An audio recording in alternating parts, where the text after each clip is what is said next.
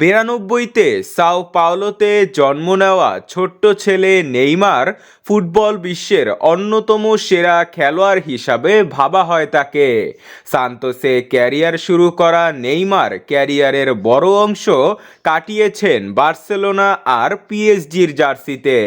গত বছর ফরাসি ক্লাব পিএসজি ছেড়ে সৌদি ক্লাব আল হিলালে যোগ দেন নেইমার জুনিয়র। বল পায়ে জাদু দেখানোর আগেই ইনজুরির কারণে ছিটকে যান মাঠের বাইরে। এক ইনজুরির কারণে নেইমারকে প্রায় 9 মাস থাকতে হয়েছে মাঠের বাইরে।